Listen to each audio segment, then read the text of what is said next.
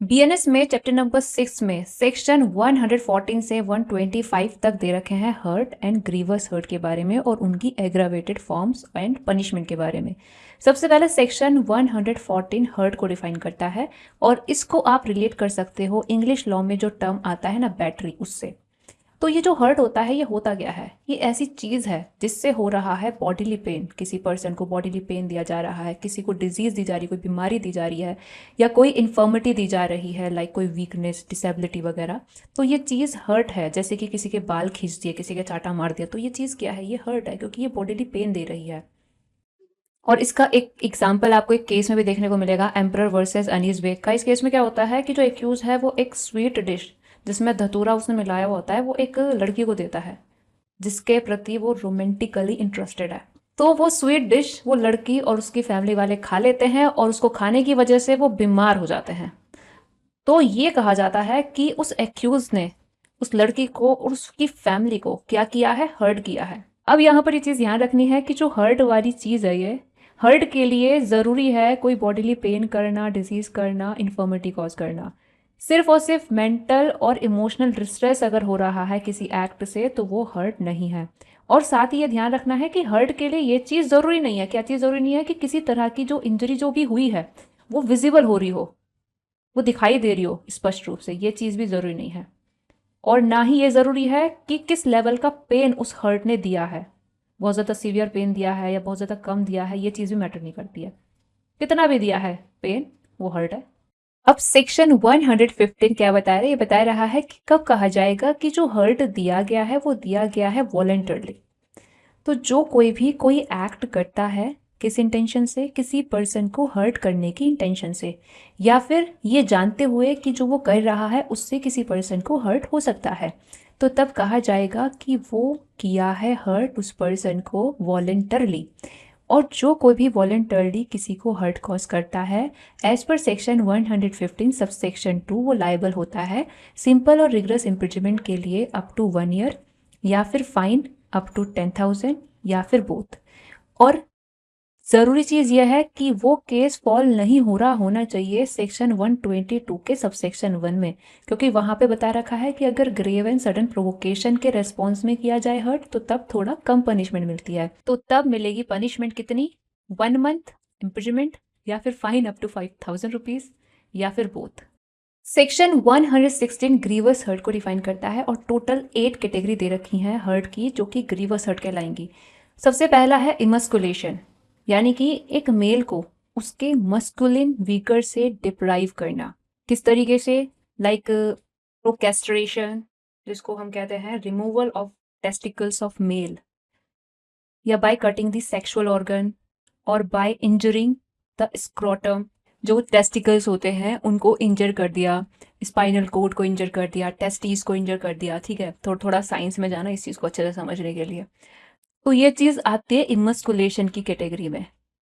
और ये जितने भी तरीके बताए हैं इमस्कुलेशन के, ज़रूरी नहीं है कि इन चीज़ों से एक्चुअल में इमस्कुलेशन हो जाए।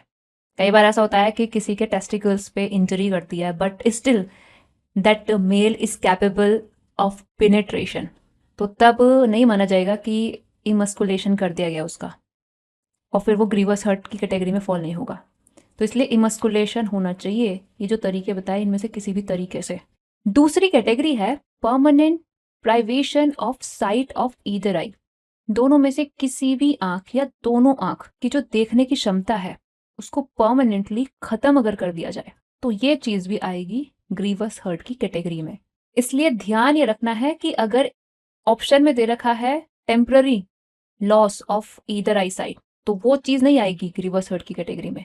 यहाँ पे साफ तौर पे लिखा हुआ है परमानेंट।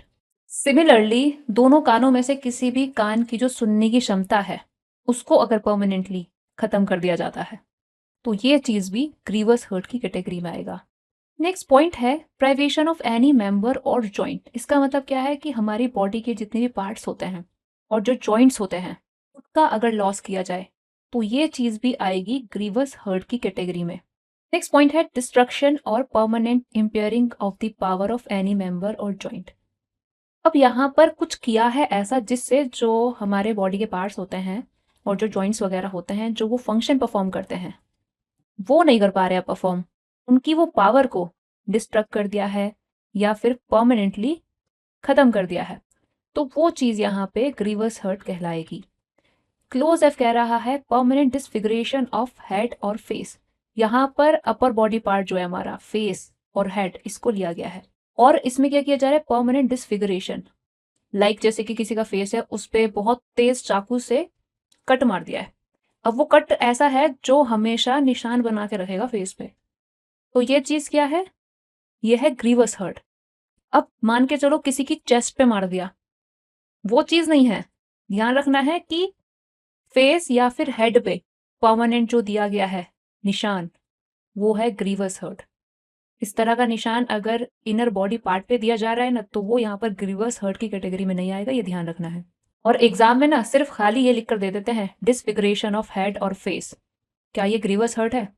जब तक इसके आगे परमानेंट ना लिखा हो तब तक ये ग्रीवस हर्ट नहीं है, ध्यान रखना है ये अच्छे से। क्लोज ये कह रहा है कि किसी बोन का अगर फ्रैक्चर कर दिया जाता है, डिसलोकेशन कर दिया जाता है, और ये चीज़ अगर जो हमारे दांत होते हैं उनके साथ कर दी जाती है, लाइक किसी के दांत तोड़ दिए हैं, तो वो चीज़ भी किस कैटेगरी में आएगी, ग्रीवस हर्ट की कैटेगरी में आएगी। किसी का हाथ तोड़ दिया, पैर की हड्डी तोड़ दी, लाइक जैसे कि जो पैर में होता है टखना, वो तोड़ दिया, मतलब कोई भी बोन अगर तोड़ दी है, फ्रैक्चर कर दिया है, तो वो ग्रीवस हर्ट है। हल्का सा भी अगर क्रैक आया है ना बोन में, तो वो ध्यान रखना वो ग्रीवस हर्ट है। क्लोज एज कह रहा है कोई भी हर्ट जो कि इंडेंजर करता है लाइफ को खतरा देता है, या जिससे कॉज होता है क्या, जो सफरर है जिसको हर्ट किया गया है उसको ये चीज होती है कि वो 15 दिन तक सिवियर बॉडीली पेन में रहा, या फिर वो जो उसके ऑर्डिनरी परस्यूट्स हैं, जो काम धंधे हैं उसके ऑर्डिनरी, जो वो वैसे करता अगर उसके साथ ऐसा कुछ ना किया जाता, वो नहीं कर पाया, तो तब ये माना जाएगा कि उसको जो हर्ट दिया गया है वो है ग्रीवस हर्ट। ये जो 15 दिन है, ध्यान रखना पहले 20 डेज हुआ करते थे, अब इन्होंने इसको 15 दिन कर दिया है, ये चीज़ भी इंपॉर्टेंट रह जाती है। और जितनी कैटेगरी यहाँ पर ग्रीवस हर्ट की बता रखी हैं ये एग्जॉस्टिव हैं, इनके अलावा कोई और हर्ट को हम नहीं मानेंगे ग्रीवस हर्ट। सेक्शन 117 बता रहा है कि कब कहा जाएगा कि जो ग्रीवस हर्ट किया गया है वो किया गया है वॉलेंटरली। तो उसके लिए पहली चीज़, जो हर्ट किया गया है चेक करो कि वो ग्रीवस हर्ट की कैटेगरी में आ रहा है या नहीं आ रहा है। जो भी हमने सेक्शन 116 में 8 कैटेगरी पढ़ी, उनमें से किसी एक में वो फॉल हो रहा है या नहीं हो रहा है। अगर हो रहा है तो पहला टेस्ट पास। दूसरी चीज़ क्या है, दूसरी चीज़ यह है जिस व्यक्ति ने वो किया है वो इंटेंशनली, या फिर वो ये जानते हुए कि वो जो चीज़ किया है वो है ग्रीवस हर्ट, तो तब कहा जाएगा कि हाँ, जो उसने ग्रीवस हर्ट किया है वो किया है वॉलेंटरली। और सबसेक्शन 2 में वॉलेंटरली ग्रीवस हर्ट कॉज करने के लिए पनिशमेंट दे रखी है कितनी, सिंपल और rigorous imprisonment up to 7 year plus fine. वहीं अगर ये ग्रेव एंड सडन प्रोवोकेशन में होगा तो तब उसके लिए पनिशमेंट देखने को मिलेगी सेक्शन 122 सबसेक्शन 2 में, तो वो भी एक बार देख लेते हैं। उसके लिए थोड़ा पनिशमेंट कम है, कितनी है, 5 ईयर, या फिर फाइन अप टू 10,000 रुपीज, या फिर बोथ। और एक्सप्लेनेशन ये चीज क्लियर कर रही है कि जैसा कि अब हमने ये चीज जानी कि एक person voluntarily grievous hurt cause किया है, ऐसा तभी कहा जाएगा जब वो हर्ट किया हो और उस ग्रीवस हर्ट को कॉज करने के पीछे उसका इंटेंशन हो ग्रीवस हर्ट कॉज करने का, या फिर वो जानता हो कि ऐसा करने से हो सकता है ग्रीवस हर्ट कॉज। लेकिन अगर ऐसा हो जाए कि मेंसरिया तो उसका था कोई पर्टिकुलर ग्रीवस हर्ट कॉज करने का, लेकिन उससे कोई डिफरेंट ग्रीवस हर्ट कॉज हो गया, स्टिल माना जाएगा कि उसने किया है क्या, voluntarily grievous hurt cause. Subsection 3 and subsection 4 ये न्यू है, इसलिए इनको अच्छे से ध्यान रखना है। सबसेक्शन 3 ये कह रहा है कि अगर वॉलेंटरली ग्रीवस हर्ट कॉज करते हुए किसी पर्सन को ऐसी इंजरी कॉज कर दी जाती है जिससे वो पर्सन या तो हो जाता है परमानेंटली डिसेबल, या फिर चला जाता है परसिस्टेंट वेजिटेटिव स्टेट में, बोले तो अनकॉन्शियस टाइप हो जाता है, तो तब जो ओफेंडर है वो लायबल होगा रिगरस इम्प्रिजमेंट के लिए, जो कम से कम 10 साल की होगी और एक्सटेंडेबल होगी तब तक के लाइफ इम्प्रिजमेंट के लिए, जिसमें पूरी नेचुरल लाइफ जेल में कटेगी। सबसेक्शन 4 बता रहा है कि अगर ग्रीवस हर्ट कॉज करते हैं 5 या 5 से ज्यादा लोगों का जो ग्रुप है वो, जो कि एक साथ एक्ट करते हुए ग्रीवस हर्ट कॉज किए हैं, किस आधार पे, race, caste, community, sex, place of birth, language, personal belief, और इसी तरह के किसी अदर सिमिलर ग्राउंड पे, तो हर एक पर्सन उस ग्रुप का ऐसे गिल्टी होगा जैसे कि उसने खुद ही वो किया है ग्रीवस हर्ट कॉज, और लाइबल होगा for the punishment of simple और rigorous imprisonment up to 7 year plus fine. ये सिमिलर पनिशमेंट है जैसे कि जो जनरल पनिशमेंट ग्रीवस हर्ट में दी जाती है, वैसी पनिशमेंट यहाँ पे जो भी हमने ग्रीवस हर्ट में देखी सब सेक्शन 2 ऑफ सेक्शन 117 में। सेक्शन 118 बीएनएस का ये बताता है कि अगर डेंजरस इंस्ट्रूमेंट जैसे कि शूटिंग करने के लिए, स्टैब करने के लिए, कट करने के लिए जो वेपन्स होते हैं लाइक बंदूक वगैरह, चाकू वगैरह, दो धारी तलवार वगैरह, या ऐसे वेपन जिनसे हो सकती है डेथ कॉज, या फिर जो होते हैं fire heated substance, poisons, corrosive और एक्सप्लोजिव सब्सटेंस जो होते हैं, या फिर ऐसे हार्मफुल सब्सटेंसेस जिनको अगर हम इनहेल कर लें या फिर जिनको निगल लें या फिर जिनको हमारी बॉडी एब्जॉर्ब कर ले तो फिर उससे डैमेज हो सकता है, या कोई एनिमल वगैरह है डेंजरस, तो इस तरह के डेंजरस इंस्ट्रूमेंट से अगर वॉलेंटरली हर्ट कॉज किया जाए तो तब पनिशमेंट मिलेगी सिंपल और rigorous imprisonment up to 3 years या फिर फाइन अप टू 20,000 रुपीज या फिर बोथ। वहीं अगर इस तरह के डेंजरस इंस्ट्रूमेंट यूज करके वॉलेंटरली कॉज किया जाता है ग्रीवस हर्ट तो तब मिलेगी इम्प्रिजमेंट फॉर लाइफ या फिर मिनिमम 1 ईयर का सिंपल और रिगरस इम्प्रिजमेंट या फिर उतना सिंपल और रिगरस इम्प्रिजमेंट जो एक्सटेंडेबल होगा up to 10 years plus fine. ध्यान रखना है कि दोनों में वो केसेस कवर नहीं कर रहे हैं ये जो कि दे रखे हैं सेक्शन 122 ऑफ बीएनएस में। इस चीज को थोड़ा करेक्ट कर लेना, यहाँ पे है सेक्शन 122 सबसेक्शन 1 और यहाँ पर है सेक्शन 122 सबसेक्शन 2। ये हमने डिस्कस कर लिया था कि ग्रेव एंड सडन प्रोवोकेशन में अगर हर्ट या फिर ग्रीवस हर्ट किया जाता है तो तब उसका क्या पनिशमेंट होता है। सेक्शन 119 बीएनएस का ये कहता है कि जो कोई भी वॉलेंटरली हर्ट कॉज करता है प्रॉपर्टी एक्सटोर्ट करने के लिए या वैल्यूएबल सिक्योरिटी एक्सटोर्ट करने के लिए, जिसको हर्ट कॉज कर रहे हैं उस पर्सन से या जिसमें जो सफरर है वो इंटरेस्टेड है, सफरर का कोई रिलेटिव वगैरह हो सकता है, या फिर जिसको हर्ट दिया जा रहा है हम उसको कह रहे हैं सफरर, जो सफरर है या जिसमें वो इंटरेस्टेड है उनको कॉन्स्ट्रेन किया जा रहा है, कंपेल किया जा रहा है कोई इलीगल एक्ट करने के लिए या फिर क्राइम के कमीशन में फैसिलिटेट करने के लिए, तो इनमें से किसी भी पर्पस से अगर वॉलेंटरली हर्ट कॉज किया जा रहा है तो तब सिंपल और rigorous imprisonment up to 10 years plus fine ये पनिशमेंट इन्फ्लिक्ट की जाएगी। वहीं अगर ये जो पर्पस अभी हमने देखे इनमें से किसी भी पर्पस के लिए वॉलेंटरली कॉज किया जाता है ग्रीवस हर्ट तो तब पनिशमेंट मिलेगी लाइफ इम्प्रिजमेंट या फिर imprisonment up to 10 years plus fine. Section 120 of BNS उन पुलिस वालों का भी इलाज करता है जो थर्ड डिग्री मेथड यूज करके निकलवाना चाह रहे हैं एक्यूज पर्सन से कन्फेशन। जैसे कि पता है DK Basu versus state of west Bengal के केस में एक गाइडलाइन आ चुकी है कि थर्ड डिग्री मेथड नहीं यूज करना है ड्यूरिंग इंटेरोगेशन इन्वेस्टिगेशन। किसी भी स्टेज पे आप इनह्यूमेन बिहेव नहीं कर सकते हो एक्यूज पर्सन के साथ, तो उस चीज को आगे सप्लीमेंट करता है सेक्शन 120 बीएनएस का, जो कि कहता है ये कि अगर जो कोई भी इवन अगर पुलिस वाला भी है अगर तो क्या करता है वॉलेंटरली हर्ट कॉज करता है किसी पर्सन से कन्फेशन उगलवाने के लिए, कोई इन्फॉर्मेशन उगलवाने के लिए, वो ऐसी भी इन्फॉर्मेशन हो सकती है जो किसी ऑफेंस या मिसकंडक्ट के डिटेक्शन के लिए उससे निकलवाई जा रही हो, और जिस पर्सन को हर्ट कॉज करके ऐसा किया जा रहा है ऐसा हो सकता है कि उसी से ये चीज़ें निकलवाई जा रही हैं या जिसमें वो इंटरेस्टेड है उनसे निकलवाई जा रही हैं चीज़ें, कन्फेशन और इन्फॉर्मेशन वगैरह, या फिर उनको कॉन्स्ट्रेन किया जा रहा है, कंपेल किया जा रहा है कि वो रिस्टोर करें या फिर रिस्टोर करवाएं कोई प्रॉपर्टी या वैल्यूएबल सिक्योरिटी, या फिर वो कोई क्लेम सेटिस्फाई करें या कोई डिमांड को सेटिस्फाई करें या कोई इंफॉर्मेशन दे जिससे किसी प्रॉपर्टी का या वैल्यूएबल सिक्योरिटी का रिस्टोरेशन हो सके। तो जो कोई भी इनमें से किसी भी पर्पस के लिए वॉलेंटरली हर्ट कॉज करेगा वो लाइबल होगा for the punishment with simple और rigorous imprisonment up to 7 years plus fine. वहीं अगर इनमें से किसी भी पर्पस के लिए वॉलेंटरली कॉज किया जाता है ग्रीवस हर्ट तो तब पनिशमेंट मिलेगी कितनी, सिंपल और rigorous imprisonment up to 10 years plus fine. Section 121 उनके लिए पनिशमेंट बता रहा है जो कि वॉलेंटरली हर्ट या ग्रीवस हर्ट कॉज करते हैं to deter public servant from his duty. यानी कि सबसे पहले कह रहा है कि जो कोई भी वॉलेंटरली हर्ट कॉज करते हैं पब्लिक सर्वेंट को जब वो अपनी पब्लिक ड्यूटी परफॉर्म कर रहा है या फिर उसको परफॉर्म ही नहीं करने दे रहे हैं उसकी पब्लिक ड्यूटी, हर्ट कॉज करके, या फिर वो कोई लॉफुल एक्ट कर रहा है या करने की कोशिश कर रहा है, जैसे कि पब्लिक सर्वेंट मान के चलो पुलिस वाला है, वो आपको अरेस्ट करने आया है लॉफुल अथॉरिटी में और आप उसको हर्ट कर दे रहे हो। इनमें से किसी भी पर्पस से वॉलेंटरली हर्ट करने के लिए पनिशमेंट की लायबिलिटी आएगी कितनी? सिंपल और rigorous imprisonment up to 5 years, या फिर फाइन, या फिर बोथ। वहीं अगर इनमें से किसी भी पर्पस से वॉलेंटरली ग्रीवस हर्ट कॉज किया जाता है पब्लिक सर्वेंट को, तो जो कोई भी ऐसा करेगा उसको मिलेगी कम से कम 1 year का सिंपल और रिगरस इम्प्रिजनमेंट, जो कि एक्सटेंडेबल होगा up to 10 years plus fine.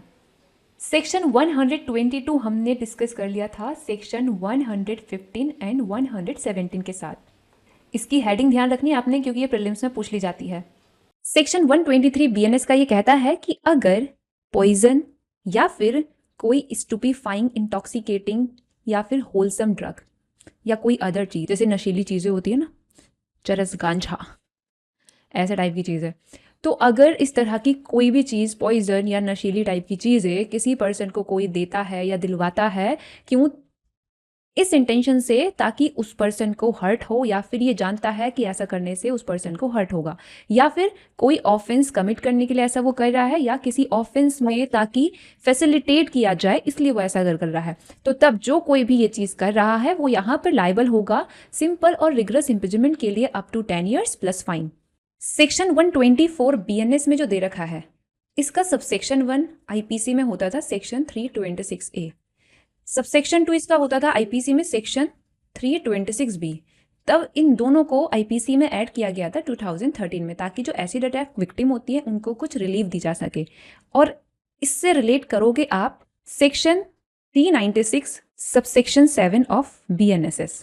सबसे पहले सबसेक्शन 1 सेक्शन 124 का कहता यह है कि अगर किसी पर्सन के ऊपर एसिड फेंक कर या उसको एडमिनिस्टर करके, एडमिनिस्टर करना, एसिड का मतलब होता है डायरेक्टली किसी पर्सन के ऊपर एसिड अप्लाई करना, तो ये चीज़ अगर कोई करके या फिर किसी और तरीके से क्या करता है, जिसके साथ ये चीज़ की गई है उस पर्सन के किसी बॉडी पार्ट या पार्ट्स को वो कर रहा है ऐसा करके परमानेंटली या फिर पार्शियली डैमेज, या उसमें किसी तरह की डिफॉर्मिटी कर रहा है, या उसको बर्न कर रहा है, या मेम कर रहा है, अपंगु बना रहा है, या फिर डिसफिगर कर रहा है, या डिसेबल कर रहा है, या फिर ग्रीवस हर्ट दे रहा है, या तो इंटेंड करते हुए या फिर ये जानते हुए कि हो सकता है क्या चीज़ उस पर्सन को इंजरी, हर्ट या फिर परमानेंट वेजिटेटिव स्टेट में लाने के इंटेंशन से, या फिर ये जानते हुए कि ऐसा करने से ऐसा हो सकता है, तो तब वो पर्सन लाइबल होगा for the punishment of simple और रिगरस इम्प्रिजनमेंट, जो कम से कम 10 साल की होगी और एक्सटेंडेबल होगी up to imprisonment for life plus fine. और जो फाइन यहाँ पर इम्पोज किया जाएगा वो विक्टिम के जो भी ट्रीटमेंट के लिए मेडिकल एक्सपेंसेस हैं उनको ध्यान में रखते हुए जस्ट एंड रीजनेबल होना चाहिए, और डायरेक्टली वो पे किया गया होना चाहिए विक्टिम को। और इस तरह के विक्टिम के लिए सेक्शन 396 सबसेक्शन 7 में क्या बात कह रखी है? ये बात कह रखी है कि सेक्शन 396 ऑफ बीएनएसएस में जो victim compensation scheme state government से दिलवाई जा रही है विक्टिम को, वो होती है in addition to such fine जो यहाँ पर लगाया जाएगा कन्विक्टेड पर्सन के ऊपर और डायरेक्टली पे किया जाएगा विक्टिम को। साथ ही इस कॉन्टेक्स्ट में आपने केस भी ध्यान रखना है, Lakshmi versus union of India का। इस केस में सुप्रीम कोर्ट ने 3 लाख रुपए तक का कम से कम कंपनसेशन एसिड अटैक की जो विक्टिम होती हैं उनको देने के लिए डायरेक्शन दिया था।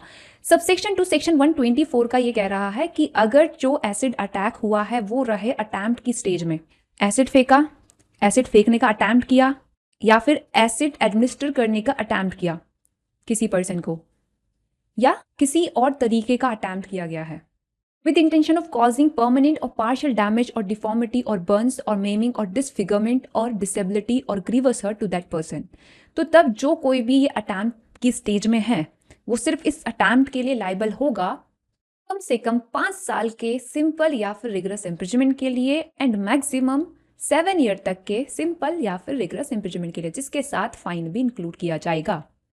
सेक्शन 125 उनको पनिश करता है जो कोई भी राश या फिर नेग्लिजेंट एक्ट करके ह्यूमन लाइफ को या फिर पर्सनल सेफ्टी जो है अदर्स लोगों की उसको इंडेंजर करते हैं।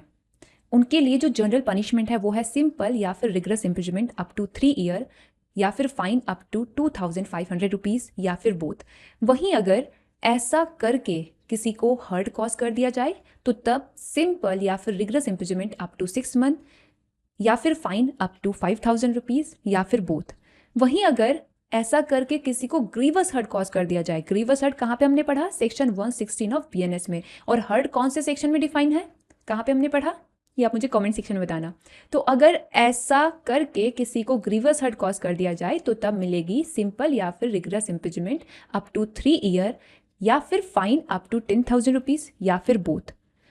तो यहाँ पे आपका हर्ट एंड ग्रीवस हर्ट वाले प्रोविजन होता है कंप्लीट। कहीं पर भी कोई डाउट रहता है तो आप कमेंट सेक्शन में पूछ सकते हैं। और इसके अलावा एक चीज़ आपने करनी है कि ये जितने भी हमने ऑफेंस डिस्कस किए आज के वीडियो में, इनको आपने चेक करना है सेक्शन 359 ऑफ बीएनएसएस में जाके कि कौन कौन से हैं जो कंपाउंडेबल हैं और कौन कौन से कंपाउंडेबल नहीं हैं।